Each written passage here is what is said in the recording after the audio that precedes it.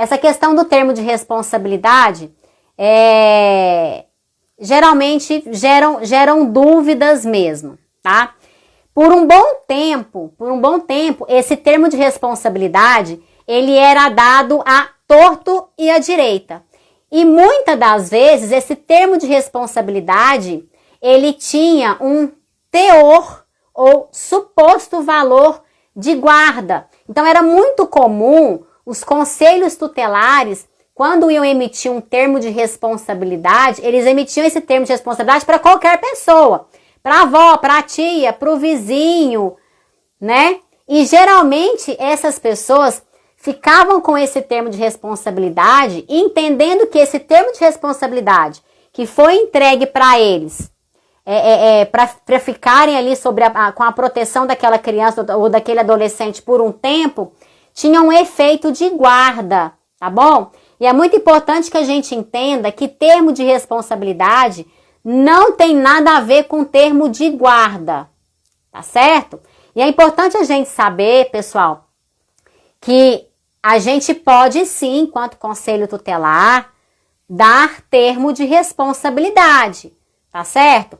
Mas tem os casos específicos para isso. O termo de responsabilidade, ele é entregue para os pais ou para o responsável. E tem ali alguma conduta que esses pais vão ter que fazer a partir daquele momento. Provavelmente esses pais ou esse responsável, eles tiveram ali alguma atitude que violou o direito da criança ou do adolescente. Então, a criança e o adolescente foi novamente entregue para aquele pai ou para aquele responsável sob esse termo de responsabilidade. E nesse termo de responsabilidade consta, inclusive, algumas ações que esses pais ou responsável vão ter que cumprir, tá certo? Agora, é importante, pessoal, que normalmente, quando for entregue esse termo de responsabilidade para alguém, né, para os pais ou para algum responsável, que se faça por um período, que se dê um prazo. Por quê? Por que é importante dar um prazo para o cumprimento daquilo que vocês estão colocando no termo de responsabilidade? Para não ficar uma ação de rotina e sem valor nenhum.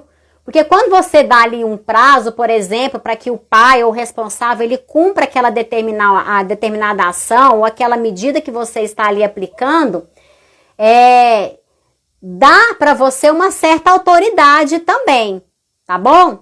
E quando esse termo de responsabilidade ele é entregue, por exemplo, com um prazo para uma avó, para um tio, por exemplo, dando com prazo, vocês estão informando para esse responsável, por exemplo, que ele tem um determinado tempo para ajuizar a ação de guarda.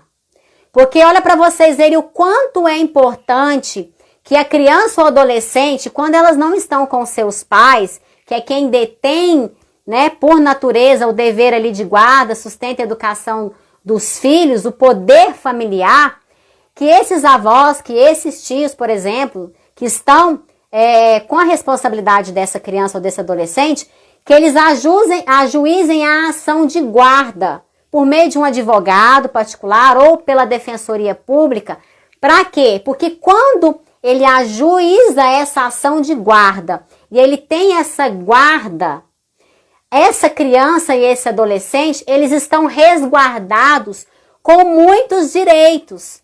Tá certo? Vou citar aqui um exemplo, tá bom? Vamos supor que essa avó, que esse tio, né, que está com a responsabilidade da criança, porventura eles ajuizem então a ação de guarda e o juiz dê para eles uma guarda provisória. E nesse interim, nesse mesmo tempo, esse responsável venha a falecer. Essa criança que estava sob a responsabilidade dela, sob a guarda desse responsável, ela tem direitos, inclusive direitos previdenciários, tá certo? Ela tem o direito, por exemplo, de receber uma pensão dessa avó ou desse tio, não sei, que às vezes era pensionista e que faleceu. Então essa criança, esse adolescente, eles não vão ficar haver navios, tá bom? Então aqui, termo de responsabilidade pode sim ser aplicado, mas tem ali os requisitos necessários, tá certo? Não pode ser dado à torta e à direita, não tem ali efeito de guarda, tá bom? Tem uma outra pergunta aqui, pessoal, deixa eu ler aqui. Os filhos estão muito rebeldes com os pais, já foram tomadas algumas medidas, como o aconselhamento, o psicólogo, mas a cada dia os problemas aumentam e os pais novamente acionam o conselho tutelar. Pessoal, olha só, infelizmente ainda existe uma cultura no Brasil de que o conselho tutelar, ele substitui pais ou responsável. E nós sabemos também que há muito tempo os pais vêm perdendo a autoridade sobre os seus filhos, tá certo? Isso não é novidade, já existem muitos estudiosos que estudam essa problemática e de fato os pais vêm perdendo o controle e a autoridade sobre os seus filhos, tá certo? É por isso que a gente sempre bate muito na tecla aqui da valorização da infância e de priorizar de forma absoluta a infância e a juventude no Brasil. Por quê? Porque nós entendemos que é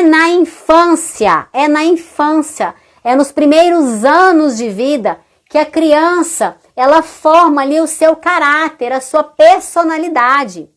E essa personalidade, esse caráter, ele é desenvolvido até a adolescência.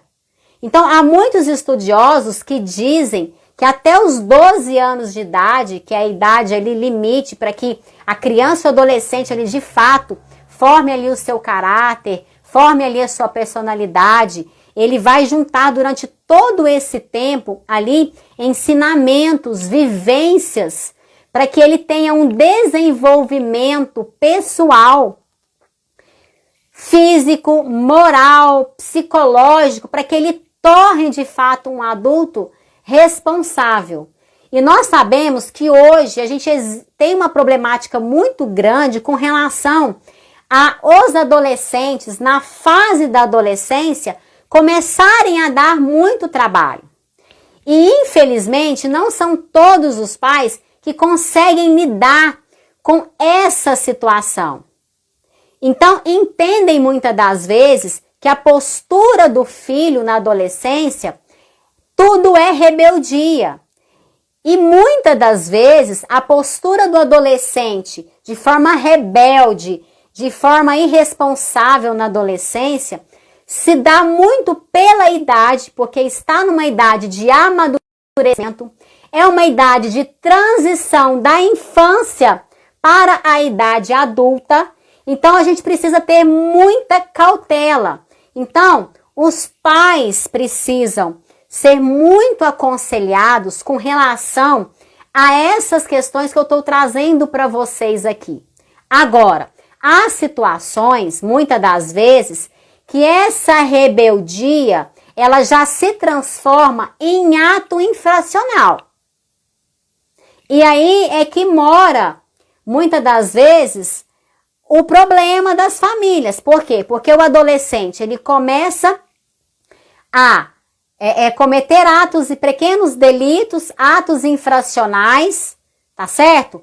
Como agressões verbais, agressões físicas, o envolvimento com drogas, com o tráfico de drogas. Então, assim, nessa questão de quando o adolescente, ele já de fato, ele não mais cumpre o seu dever de obedecer os seus pais, né? Porque a lei fala que é dever do filho obediência aos seus pais. Então, se já não existe isso mais, se ele está naquela fase de rebeldia, não só de rebeldia, mas de cometer atos infracionais, é muito importante que as medidas a serem aplicadas a esse adolescente, elas sejam aplicadas. Agora, os pais precisam ter iniciativa para isso. O que não dá para aceitar é os pais ficarem aceitando os filhos dentro de casa cometendo atos infracionais, agressões, muitas das vezes até graves contra os pais, contra os irmãos menores, e não tomarem nenhuma atitude. Tá certo? A gente sabe que muitas das vezes os pais não querem o mal para os seus filhos, não querem denunciá-los. Na verdade, isso acontece. Mas se o pai, se a mãe, eles querem que haja uma mudança de atitude do filho nesse sentido, ela vai precisar de ajuda, vai precisar de conselhos e vai precisar de se encorajar para que isso se cesse. Tá certo? Então, o que acontece muitas das vezes? Quando o adolescente está cometendo algum ato infracional, está perturbando o sossego da família, por exemplo, pode haver o comunicado desse fato, muitas das vezes, ao delegado. Porque existem delegacias especializadas em ato infracional cometidos por adolescentes e as delegacias especializadas na garantia do direito, sendo ali a criança ou adolescente vítimas, tá certo? Então ali tem todo um processo que vai acontecer ali, juntamente com o delegado, o Ministério Público, o Judiciário, tá certo? Para que essa questão seja resolvida. É muito importante, deixa eu só acrescentar aqui com relação a essa última questão que foi levantada aqui, é muito importante, pessoal, que haja uma integração dessa rede de proteção para que, de fato, as medidas de proteção que são aplicadas pelo Conselho Tutelar na garantia do direito, tá certo? E na intenção de cessar essa violação, ela de fato aconteça. Por que eu tô falando isso para vocês? Porque é muito comum a gente ver, por exemplo, ofícios sendo encaminhados para os CREAS, por exemplo, quando há alguma violação de direito à criança e ao adolescente, e a equipe do CREAS, que é uma equipe multiprofissional, tem assistente social, psicólogo, profissionais da educação, do direito, é toda uma equipe que vai estar ali disponível para fazer um atendimento especializado para essa família. A gente precisa entender o seguinte, que essa família, ela precisa de um atendimento, ela precisa de um aconselhamento, ela precisa ser acolhida pela rede e esse acolhimento, ele precisa ser efetivo. Não dá simplesmente para ir lá em uma visita só, em um atendimento presencial no CREAS, por exemplo, achar que essa problemática ela vai ser resolvida, porque não vai. Eu costumo dizer muito que existem famílias que demoram um pouco mais de tempo para conseguir sanar essas irregularidades e essas violações de direito. A gente não consegue mudar as coisas assim do dia para a noite. É um processo, é um passo a passo. E vocês, enquanto Conselho Tutelar, precisam estar muito atentos com relação ao acompanhamento das requisições de vocês junto aos órgãos. Se de fato está havendo esse acompanhamento, como que está sendo feito esse acompanhamento? Essa mãe já foi ouvida? Essa família já foi acessada, por exemplo? Tá certo? Pelos serviços, pelos programas de atendimento, tá certo? Vocês manterem um diálogo constante com a rede de proteção, discussão de casos, Pessoal, existem casos que eles são mais acentuados, eles exigem um pouco mais do nosso esforço e um pouco mais da nossa dedicação e atenção para que de fato aquela situação seja resolvida. Quando existem casos assim, em que a situação já está muito acentuada, por exemplo, em que a gente, a rede toda já acompanha, saúde, CREAS, e a gente não consegue assim ver muito avanço, a gente programa aqui com a rede, nós chamamos aqui em Uberlândia de mini fóruns. Então a gente chama de mini fórum. O que seria esse mini fórum? Seria uma reunião estratégica com a rede de proteção, não com a rede toda, mas aquela a qual você requisitou os serviços para que aquela medida de proteção fosse cumprida. Então, você chama ali para essa reunião a saúde, a educação, o CREAS, o CRAS, tá certo? E vocês, nessas reuniões pontuais, vocês discutem aquele caso e estabelecem estratégias para cada órgão, e para que esse órgão cumpra aquela estratégia em um determinado tempo, é estabelecida ali as estratégias e o tempo, e para que essas estratégias sejam aplicadas, e depois que vence esse prazo, esse período, por exemplo, vocês marcam uma nova reunião. Essa equipe, ela traz para você, conselho tutelar, um relatório de como foi a aplicação daquela estratégia e o resultado daquela estratégia, para vocês novamente sentarem e discutirem para ver se houve resultados, se não houve resultados. Ok? Essa é uma dica de ouro que eu estou dando aqui para vocês, que deu e continua dando muito certo aqui na nossa cidade, tá certo? Então, sempre está dialogando. Me perguntaram durante essa semana questões relacionadas, por exemplo, à busca e apreensão, tá? Tem sido assim uma avalanche os casos em que os juízes estão pedindo aos conselheiros tutelares que acompanhem os oficiais de justiça na busca e apreensão de crianças e adolescentes.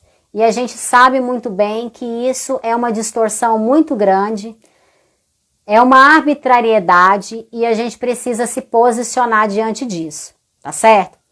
A busca e apreensão, esse mandato de busca e apreensão, ele é feito pelo oficial de justiça. Portanto, se o juiz entende necessário que haja um acompanhamento de um profissional técnico nessa ação, que o juiz então faça esse pedido para uma equipe, para a sua equipe técnica, entendeu? Da sua vara, um assistente social ou um psicólogo para fazer esse acompanhamento, tá certo? Eles sim são profissionais técnicos preparados para fazer esse acompanhamento. E muitas das vezes, para amenizar o judiciário, eles querem utilizar o conselho tutelar, e a gente sabe que muitas das vezes o judiciário quer usar do seu poder, da sua autoridade, para coagir muitas das vezes os conselheiros tutelares a fazerem aquilo que não é da sua atribuição e que os juízes sabem que não é, mas mesmo assim eles determinam com a intenção de que vai que cola, não é mesmo? Então a gente sabe que isso acontece muito. Isso acontece muito também com a questão de os investigadores de polícia ou os delegados acionarem os conselheiros tutelares de madrugada para acompanhar a oitiva de adolescente, cometeu ato infracional, estão na delegacia. Nós vimos recentemente, inclusive, o caso de uma das nossas colegas, uma conselheira tutelar, que o delegado ali denunciou ela por prevaricação, porque, segundo ele, ela não cumpriu ali com o seu papel, com a sua função, deixou ali de cumprir ali com a sua função. O delegado entendeu que a conselheira tutelar cometeu prevaricação, só que nós sabemos que existe muitos e muitos casos de abuso de autoridade, que a nossa colega conselheira tutelar, ela tentou falar com a autoridade policial, com o delegado por várias vezes, não conseguiu. Ela justificou o motivo pelo qual ela não iria comparecer à delegacia. Ela não só justificou por que não ia, mas ela inclusive deu a resposta à autoridade para onde ele deveria ter encaminhado aquela adolescente. E a gente continua vendo isso diariamente, tá certo? E é por isso que eu sempre falo muito aqui para vocês da questão da necessidade de nós nos posicionarmos, não recuarmos e de a gente se posicionar frente a essas distorções e arbitrariedades, tá certo? A colega me perguntou, me fez o seguinte questionamento: Larissa, aqui na minha cidade, quem dá formação e capacitação para os conselhos tutelares é uma advogada da Secretaria de Desenvolvimento Social. Isso é correto? A resposta que eu dei para a colega foi a seguinte: olha, o Estatuto da Criança e do Adolescente, ele não estabeleceu uma regra de profissional A, B, C ou D que esteja habilitado ou capacitado para dar essa formação ou essa capacitação, tá certo? Não existe uma regra específica. Só pode psicólogo, só pode advogado, só pode assistente social, só pode conselheiro tutelar, só podem ex-conselheiros tutelar. Tem que ser uma pessoa fora da prefeitura. Não tem essa regra. O estatuto não trouxe, não delimitou essa regra para nós. Mas o que eu respondi para essa colega foi: olha, o estatuto não exige, não traz exigências com relação a quem deva fornecer essas formações e capacitações para vocês. Porém, no seu caso, em tela, em questão, é muito importante que vocês, enquanto conselho tutelar, estejam atentos ao que está sendo transmitido para vocês de ensino, o que está sendo transmitido para vocês como verdade das atribuições de vocês. O que está sendo ensinado para vocês, o que está sendo proposto para vocês. Por quê? Porque como ela é uma advogada da Secretaria de Desenvolvimento Social, há uma tendência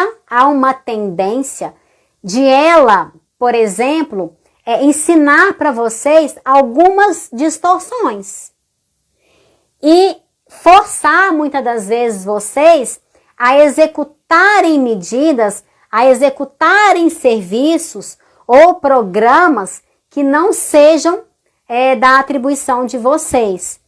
Por quê? Porque ela está ali, ela é uma funcionária da assistência social do município, ela é uma funcionária da prefeitura, então tende, não estou dizendo que isso é real, isso é fato, que isso vai acontecer, mas há uma tendência de que o ensino que ela for levar para vocês seja tendencial a realizar atividades que vá beneficiar a secretaria, por exemplo, onde ela está lotada. Então, fiquem muito atentos com isso. Por isso que é muito importante vocês estarem sempre buscando conhecimento. Conhecimento nunca é demais. Conhecimento é algo que ninguém vai tirar de vocês, ninguém vai tirar de vocês. Estejam sempre, sempre buscando ajuda, conhecimento, tá certo? Leiam o estatuto. A gente nunca vai saber tudo, tá certo? Faça a parte de vocês. Se alguém fez um dia e deu certo, vai e faça, porque vai dar certo para você também. Tá certo? Então, dê o primeiro passo, faça a sua ação e eu tenho certeza que vocês terão e alcançarão ótimos resultados. Pessoal, beijo para vocês, um abraço e contem comigo, fiquem com Deus e até o nosso próximo encontro aqui. Forte abraço!